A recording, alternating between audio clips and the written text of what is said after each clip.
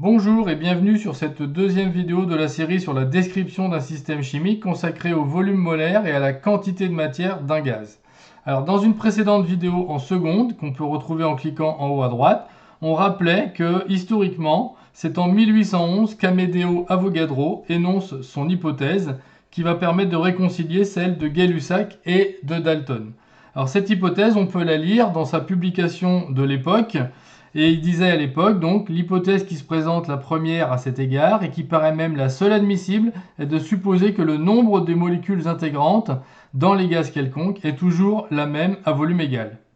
Alors on peut traduire ça dans les mêmes conditions de température et de pression, donc ça on l'ajoute, une même quantité de gaz occupe toujours le même volume.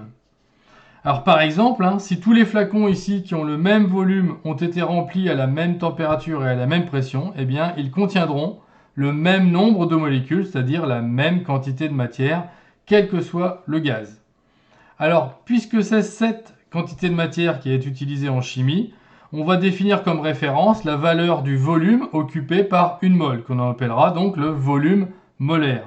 On le note habituellement V avec un petit indice M, et l'unité utilisée est le litre par mol.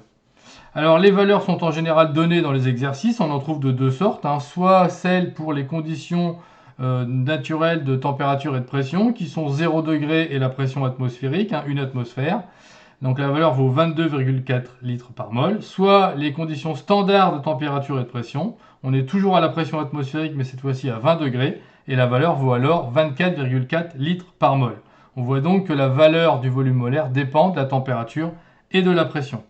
Allons, voyons maintenant comment calculer la quantité de matière correspondant à un certain volume de gaz.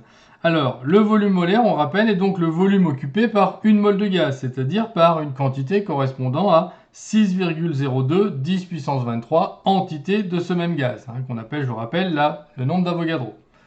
On peut donc écrire que pour une mole, on trouve un volume qui vaut la valeur du volume molaire en litres ici, et on cherche donc l'équivalence entre une quantité de matière petit n et notre certain volume V en litres.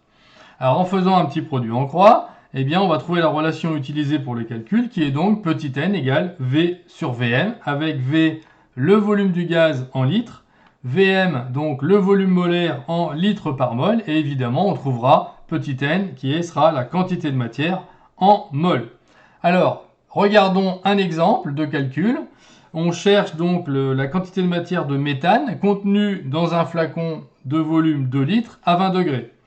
On nous dit que dans les conditions de remplissage du flacon, le volume molaire est Vm égale 24,4 litres par mol.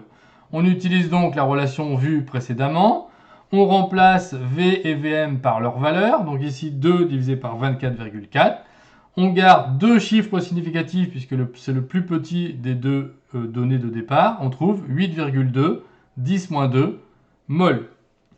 Alors, évidemment, cette relation peut aussi servir à calculer un volume, avec la relation qui deviendra V égale N fois Vm. On rappelle que pour trouver cette relation, il suffit de partir de la précédente, de multiplier de chaque côté par le volume molaire. On peut ensuite donc simplifier par ce volume molaire à droite.